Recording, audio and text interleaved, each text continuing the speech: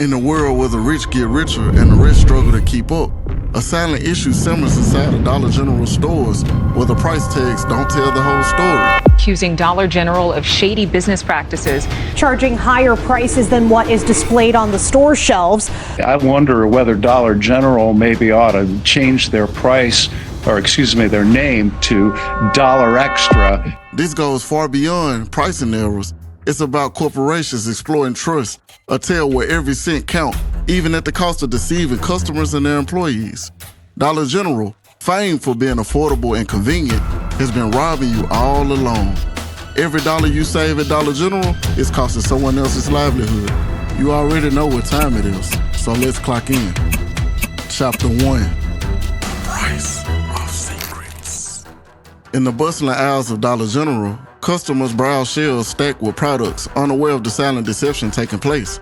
The shelves display one price, but at the register, a different story unfolds.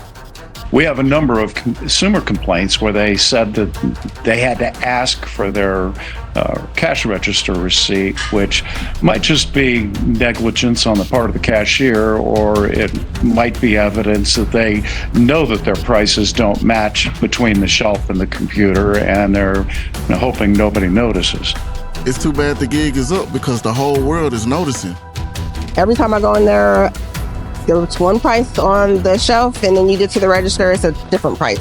So these SpaghettiOs were $1.50 on the shelf, but I actually paid $2.25 for them.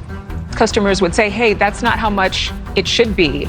And the cashier wouldn't honor the price as listed and would just be like, oh, well, and put it in the bag and charge them more anyway. I confronted the manager and I said, change. Oh, we're not allowed to do price changes anymore, not at the register. This scenario plays out daily in Dollar General stores across the country, leaving customers feeling cheated by Dollar General and their employees. But is it all the employees' fault, or is it the company itself causing these problems? Who do you think is really to blame? Chapter 2, don't blame us, blame them. Inside Dollar General, when things go wrong, the blame game starts. Meat goes bad. You go bad. But who's really at fault? Is it the stressed out employees or the higher ups pulling the strings? Here is the shocking truth of how a simple day of cleaning turned into a viral moment exposing the chaos behind the scenes. You would think stores would look better since they do have a day dedicated towards cleaning and getting things in order. There's a thing called Super Tuesday, and that's nothing's supposed to be done on that day until after price changes are done.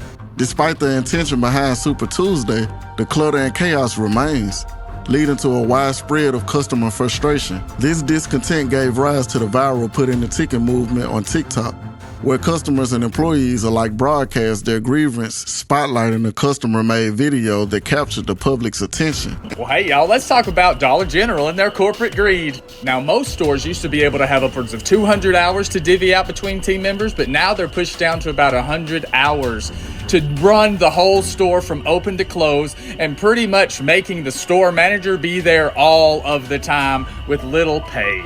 Dollar General's cutting costs at the team member level, which results in things like this that we see all the time at our local stores. There's a little over 16,000 stores in the United States, and if we just added 60 hours at each store, full-time position and a part-time position to just stock at maybe $13 an hour, that would only be $12.5 million. Now, where could we find that money? The CEO's total compensation, $16.4 million. The vice president's, $3.5 million. The CFO, $4 million. The COO, $5.5 million. The CMO, $3.4 million. The CIO, $3 million.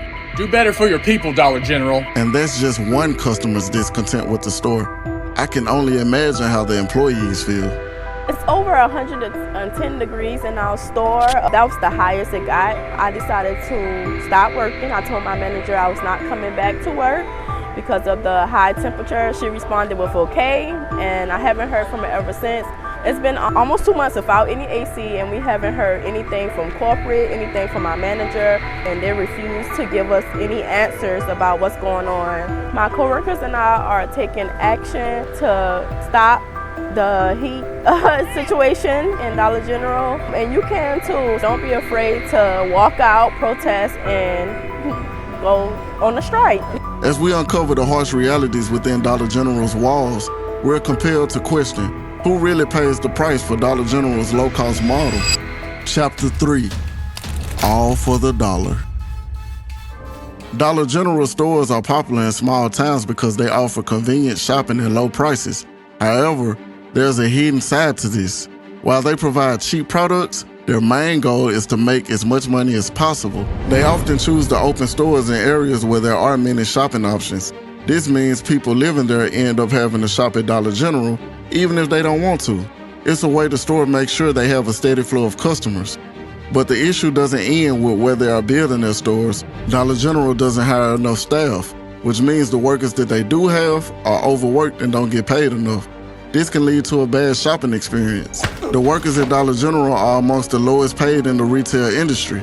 Some of them even need help from government programs like food stamps just to get by. This situation puts extra pressure on us taxpayers, all while Dollar General keep making profits. Another big problem is Dollar General fights against raising the minimum wage. They spend a lot of money on keeping wages low so their profits can stay high, even though this would mean their workers will struggle to make ends meet. So the next time you walk into a Dollar General store, remember the price that is being paid for your convenience. Remember the employees who are overworked and underpaid. Remember the communities that are being exploited. And ask yourself, is it worth it? Think about the real cost of those low prices. Is saving money at the checkout worth the bigger problems it creates?